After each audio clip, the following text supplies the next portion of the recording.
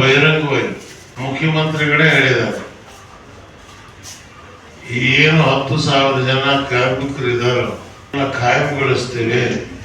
ಇವರಿಗೆ ಪೌರ ಕಾರ್ಮಿಕರು, ಸಫಾಯಿ ಕರ್ಮಚಾರಿಗಳೇನಿದ್ದಾರೆ ಅದರ ಜೊತೆಯಲ್ಲೇ ಇದನ್ನು ನಾವು ಸೇರಿಸ್ತೇವೆ. ಚುನಾವಣಾ ಪ್ರಣಾಳಿಕೆಯಲ್ಲೂ ಕೂಡ ಕಾಂಗ್ರೆಸ್ ಪಕ್ಷ ಹಿಂದೆ ಹೇಳಿತ್ತು. ರಾಹುಲ್ ಗಾಂಧಿ ಅವರು ಕೂಡ ಅವರ ಭಾಷಣದಲ್ಲಿ ಇದರ ಬಗ್ಗೆ ಪ್ರಸ್ತಾಪ ಮಾಡಿದ್ದಾರೆ. ಹುಡುಗರು ಕ್ಲಿಪ್ ಮಾಡ್ಕೊಂಡಿದ್ದಾರೆ. ಸಿದ್ದರಾಮಯ್ಯ ದುರ್ದೈವ ಇಷ್ಟಾದ ಕಾಂಟ್ರಾಕ್ಟ್ದಾರಿಗೆ ಕೊಡಬೇಕು. ಟೆಂಡರ್ ಕರೀತಕ್ಕಂಥ ಪ್ರತಿಕ್ರಿಯೆಯನ್ನು ಶುರು ಮಾಡಿದಾರ. ಈ ಕೂಗಿಲ್ಲದ ಜನರ ಪರವಾಗಿ ಕೂಗಿ ಎತ್ತಕ್ಕಂಥದ್ದೇ ನಮ್ಮ ಧರ್ಮ. 10,000 ರೂಪಾಯಿ ಅವನು ಜೀವನ ಮಾಡ್ತಾನೆ ಅಂತ ಹೇಳಿದ್ರೆ 10,000ದಲ್ಲಿ ಒಂದು ಸಂಸಾರ ಸಾಕಕ್ಕೆ ಸಾಧ್ಯ. ಬಾಡಿಗೆ ಮನೆ, 2 ಮಕ್ಕಳು ಹೆಂಡ್ತಿದ್ರೆ ಅವನ ಗತಿ, ಅವನ ಸತ್ರ ಮತ್ತೆ ನಿರ್ಗತಿಕರು. ಇದೇನೋ ಸರ್ಕಾರ ನನಗೆ ಅನ್ಸುತ್ತೆ ಅಂತ ಕ್ಲಾಸನ್ನು ಏನಾದರೂ ಕರ್ನಾಟಕದಲ್ಲಿ ಸೃಷ್ಟಿ ಮಾಡ್ತಿದ್ದಾರ ಅಂತ. ಯಾಕಂದ್ರೆ ಜನರ ದಿನನಿತ್ಯದ ಜೀವನ, ಕೈಗೆ ಕೆಲಸ, ವಿದ್ಯಾಭ್ಯಾಸ, ಆರೋಗ್ಯ, ಸಂವಿಧಾನಾತ್ಮಕವಾಗಿ ಪ್ರಜೆಗಳಿಗೆ ಇರ್ತಕ್ಕಂಥ ಹಕ್ಕಿದು. ಶ್ರಮ ಪಟ್ಟವರಿಗೆ ಫಲ ಕೊಡಿ ಅಂತ ಹೇಳಿದ್ರೆ ಸರ್ಕಾರ ಈ ಕೂಡಲೇ ನಮ್ಮ ಮನವಿಯನ್ನ ಅಂಗೀಕರಿಸಿ ಈ 10,000 ಜನರನ್ನು ಕೂಡ ಕಾಯಂಗೊಳಿಸಿ ಒಂದು ಆರ್ಡರ್ ಕೊಟ್ಟರೆ ನಾವು ಸರ್ಕಾರಕ್ಕೆ ಅಭಿನಂದಿಸ್ತೇವೆ. ಇವೇನು ರೈತ ಸಂಘದವರು, ಬಹುಜನ ಸಮಾಜದವರು, ಆರ್ಪಿಯವರು, ದಲಿತ ಸಂಘರ್ಷ ಸಮಿತಿ ನಾವೆಲ್ಲರೂ ಕೂಡ ಇದ್ರ ಜೊತೆಯಲ್ಲಿ ಇರಲೇಬೇಕಾಗುತ್ತೆ. ಬೆಂಗಳೂರಿನಲ್ಲಿ 10,000 ಇದ್ದು ಇಡೀ ಕರ್ನಾಟಕದಲ್ಲಿ ಒಂದು ಪರಿಸ್ಥಿತಿ, ಕೂಗಿಲ್ದೆ ಇರ್ತಕ್ಕಂಥವ್ರು, ಶೋಷಿತರು ಹೋರಾಟ ಮಾಡ್ತೇವೆ. ನೀವು ಆದರ್ಶ ಪ್ರಿಯರಾಗಬೇಕು ಸರ್ಕಾರದವರು. ಆದ್ರಿಂದ ಇವತ್ತು ನಾನು ಇವರೆಲ್ಲರ ಪರವಾಗಿ ಈ ಪ್ರಾರ್ಥನೆ ಮಾನ್ಯ ಮುಖ್ಯಮಂತ್ರಿಯವರಿಗೆ ಮಾಡ್ತೇನೆ. ನಮ್ಮ ಬೇಡಿಕೆ, ಕೈನಲ್ಲೇ ಕಸ ಇರ್ತಾರೆ, ಅದರ ಎಲ್ಲ ಕೂಡ ಗಾಜುಗಳಿರ್ತವೆ, ಕೆಲವು ಕಡೆ ಕಕ್ಕಸ್ ಇರ್ತದೆ, ಅವ್ರಿಗೊಂದು ಬ್ಲೌಸ್ ಇಲ್ಲ, ಅಥವಾ ಶೂ ಇಲ್ಲ, ಅಥವಾ ಒಂದು ಮಾಸ್ಕ್ ಇಲ್ಲ. 35-40 ವರ್ಷದ ಆಗೋರ್ಗು ಕೆಲವರೆಲ್ಲ 40 ಮೇಲೆ ಬದುಕಲ್ಲ, ಸತ್ತೋಗ್ಬಿಡ್ತಾರೆ ಅವಷ್ಟೇ.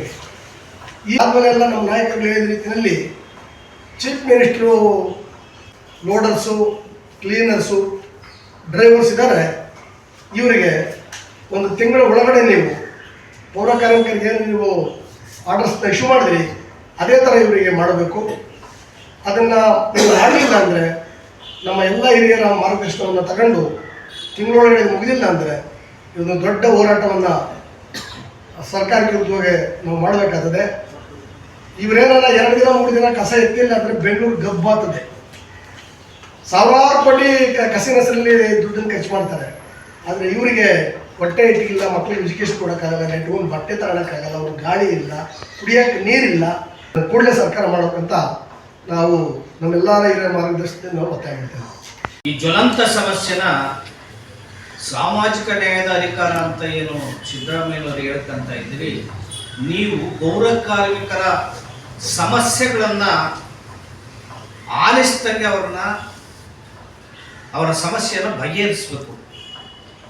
ಕೂಡಲೇ ರಾಜ್ಯದಾದ್ಯಂತ ಬೆಂಗಳೂರಲ್ಲಿ 10,000 ಜನನೂ ಸೇರಿ ಎಲ್ಲರೂ ಕಾಯಂ ಮಾಡಬೇಕು, ಗುತ್ತಿಗೆ ಪೌರ ಕಾರ್ಮಿಕರು ಕೂಡ ಕಾಯಂ ಮಾಡಬೇಕು ಅಂತ ನಾನು ಆಗ್ರಹವನ್ನು ಮಾಡ್ತಾ ಇದ್ದೇನೆ. ಜೊತೆಗೆ ನೀವು ಪೌರ ಕಾರ್ಮಿಕರನ್ನ ಕಾಯಂ ಮಾಡ್ತೀನಿ ಅಂತ ಏನು ಹೇಳಿದ್ರಿ, ಅದು 50% ಕಾಯಂ ಆಗಿಲ್ಲ, ಇನ್ನು ಕಾಯಂ ಆಗೋದು ಹಾಗೆ ಉಳಿದಿದೆ.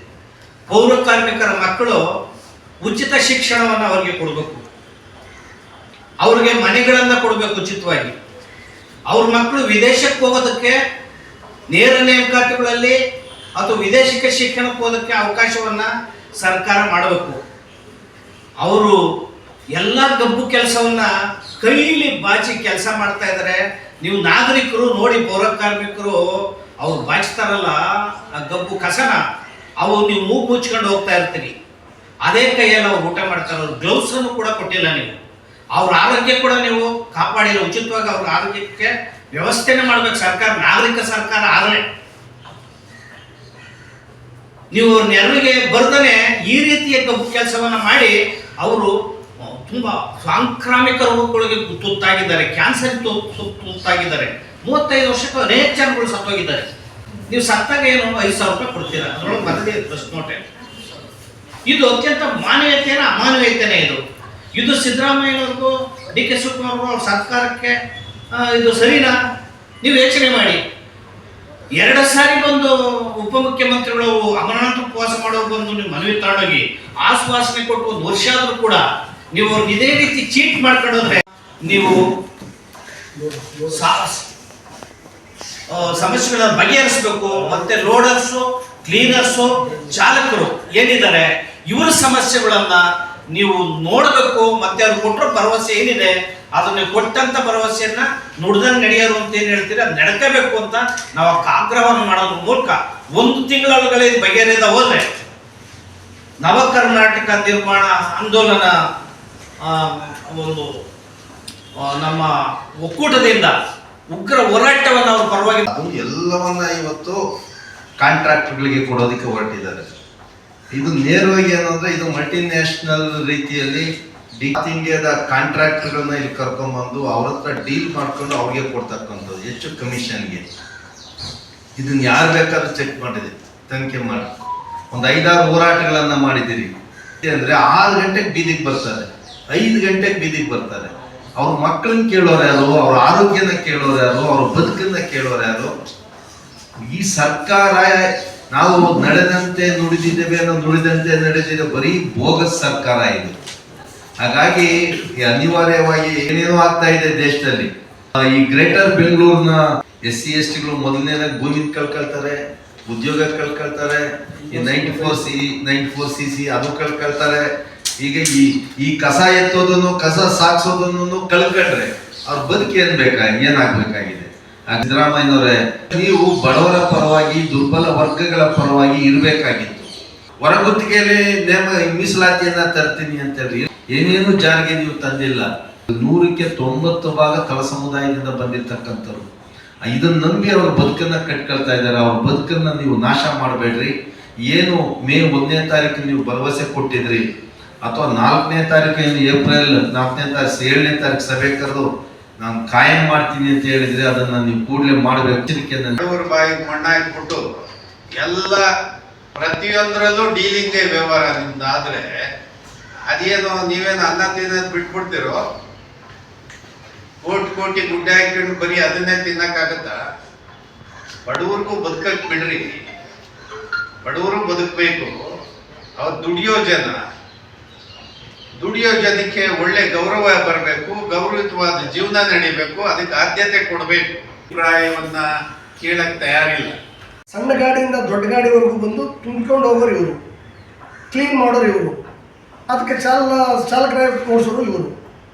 ಹಾಗಾಗಿ ಇಬ್ಬರಿಗೂ ಮಾಡ್ತೀವಿ ಅಂತ ಸರ್ಕಾರ ಒಪ್ಕೊಂಡು ಕೊನೆಗೆ ಆಶ್ವಾಸನೆ ಕೊಟ್ಟು, ಅದಕ್ಕೆ ನಾವೇನು ಪೌರ ಕಾರ್ಮಿಕರಿಗೂ ಟ್ರೀಟ್ ಮಾಡ್ತೀವಿ ಅಂತ ಹೇಳಿದ್ದೀರಾ, ಪರ್ಮನೆಂಟ್ ಮಾಡ್ತೀವಿ ಅಂತ ಹೇಳಿದ್ದೀರಾ, ಈ ಪ್ರಕ್ರಿಯೆ ನಾಳೆಯಿಂದ ನೀವು 1 ತಿಂಗಳೊಳಗಡೆ ಮಾಡಬೇಕಂತ ನಾವೆಲ್ಲ ಕೂಡ ಕರ್ನಾಟಕ ಜನ ಆಂದೋಲನ ಸಂಘಟನೆ ರೀತಿಯಿಂದ ನಮ್ಮ ಏನು ಇವತ್ತು ಇಬ್ರಾಹಿಂ ಸಾಹೇಬ್ರ ನಾಯಕತ್ವದಲ್ಲಿ, ನಮ್ಮ ಚಂದ್ರಶೇಖರ್ ಅವರ ನಾಯಕತ್ವದಲ್ಲಿ ಮೂರ್ತಿಯವರು, ನಾವು ನಮ್ಮೆಲ್ಲ ಇಟ್ಕೊಂಡಿದ್ದೇನೆ, ಮೋಹನ್ ರಾಜಿ, ಹಾರೇಮೂರು, ತ್ಯಾಗರಾಜು ಎಲ್ಲ ಕೂಡ ಸೇರಿ ಟೆಂಡರ್ ಇದೆಯಲ್ಲ, ಇದು ದೊಡ್ಡ ಮಾಫಿಯಾ. ವರ್ಷಕ್ಕೆ 674 ಕೋಟಿ ದುಡ್ಡನ್ನು ಈ ಟೆಂಡರ್ಗೆ ಖರ್ಚಾಗ್ತಾ ಇದೆ. ಅವರು ಇಷ್ಟ ಬಂದಾಗ ಸಂಬಳ ಕೊಡ್ತಾರೆ. 10,000 ಅಂತ ಇರ್ತಾರೆ, ಕೆಲವು ಸಲ 8,000 ಕೊಡ್ತಾರೆ, ಒಂದು ಸಲ ಕೊಡೋದೇ ಇಲ್ಲ, 3 ತಿಂಗಳಾದ್ರೂ ಕೂಡ ಸಂಬಳ ಕೊಡೋದಿಲ್ಲ. ಹೀಗೆ ದೊಡ್ಡ ದಂಧೆ, ಗತಿ ಎಲ್ಲ ಏನಾಗುತ್ತೆ. ನವ ಕರ್ನಾಟಕ ನಿರ್ಮಾಣ ಆಂದೋಲನ ವತಿಯಿಂದ ನಮ್ಮ ಇಬ್ರಾಹಿಂ ಸರ್ ಅವರು ಗ್ರೇಟರ್ ಬೆಂಗಳೂರಲ್ಲಿ ಪ್ರತಿ ಮನೆ ಕಸ ತಗೊಳ್ಳೋಂಥ ಚಾಲಕರು, ಸಹಾಯಕರುಗಳು ಮತ್ತು ವಿಲೇವಾರಿ ಮಾಡತಕ್ಕಂಥ ಚಾಲಕರು, ಸಹಾಯಕರುಗಳನ್ನ ನೇರ ವೇತನಕ್ಕೆ ಅಥವಾ ಕಾಯಂಗೆ ಒಳಪಡಿಸ್ಬೇಕಂತೇಳಿ ನಾವು ಸುಮಾರು 2018ರಿಂದ ಬೇಡಿಕೆ ಇಟ್ಟಿದ್ದೀವಿ. ಈಗ 2018ರಲ್ಲಿ ನಮ್ಮನ್ನ ನೇರ ವೇತನಕ್ಕೆ ಒಳಪಡಿಸದೆ, ಕಾಯಂಗೂ ಒಳಪಡಿಸದೆ ನಮ್ಮ ಅತಂತ್ರ ಪರಿಸ್ಥಿತಿ ಇಟ್ಟಿದ್ದು ಅವತ್ತಿನ ಒಂದು ಕಾಂಗ್ರೆಸ್ ಸರ್ಕಾರನೇ. ಅದರಲ್ಲೂ ಸಿದ್ದರಾಮಯ್ಯನವರೇ ಇದ್ದಿದ್ದು ಅವಾಗ ಕೂಡ. ಆ ಟೈಮಲ್ಲಿ ನಮ್ಗೆ ಅನ್ಯಾಯ ಆಗಿದೆ. ಆ ಅನ್ಯಾಯನ ಸರಿ ಮಾಡಿ ಅಂತ ಹೇಳ್ಬಿಟ್ಟು ನಾವು ಸುಮಾರು 8 ವರ್ಷಗಳಿಂದ ಹೋರಾಟ ಮಾಡ್ತಾ ಬರ್ತಾ ಇದ್ದೀರಿ. ನ್ಯಾಯ ಕೊಡದೇ ಇರೋದ್ರಿಂದ ನಮ್ಮ ಚಾಲಕರು, ಸಹಾಯಕರುಗಳು ಪ್ರತಿದಿನನೂ ನರಕ ಪಡ್ತಾ ಇದ್ದಾರೆ. ಯಾಕಂದ್ರೆ ಅವ್ರು ಗುಡಿಸಿರೋಂಥ ಕಸನ ತಗೊಳ್ಳೋದು ನಾವು, ಮನೆ ಕಸನ ತಗೊಳ್ಳೋದು ನಾವು, ಅದನ್ನ ತಗೊಂಡು ಸಿಟಿ ಹೊರಗಡೆಗೆ ತಗೊಂಡೋಗಿ ಡಂಪಿಂಗ್ ಮಾಡೋದು ನಾವು. ಆದರೆ ನಾವಿಲ್ದೇನೆ ಬೆಂಗಳೂರು ಸ್ವಚ್ಛವಾಗಿರುತ್ತೆ ಅಂತ ಹೆಂಗೆ ಭಾವಿಸಿ ನಮಗೆ ಗುತ್ತಿಗೆ ಪದ್ಧತಿನ ಕೊಡ್ತಾ ಇದ್ದೀರಾ? ನಮಗೆ ಕೆಲ್ಸಕ್ಕೆ ಭದ್ರತೆ ಬೇಕು. ನಾವು ಒಂದಿನ ರಜಾ ಹಾಕಂಗಿಲ್ಲ. ನಮಗೆ ಬರೀ 9,000 ರಿಂದ 12,000 ಒಳಗಡೆ ಸ್ಯಾಲರಿ ಸಿಗುತ್ತೆ. ನಮ್ಮ ಜೀವನ ಎಲ್ಲ ಅತಂತ್ರ ಪರಿಸ್ಥಿತಿ ಬರುತ್ತೆ.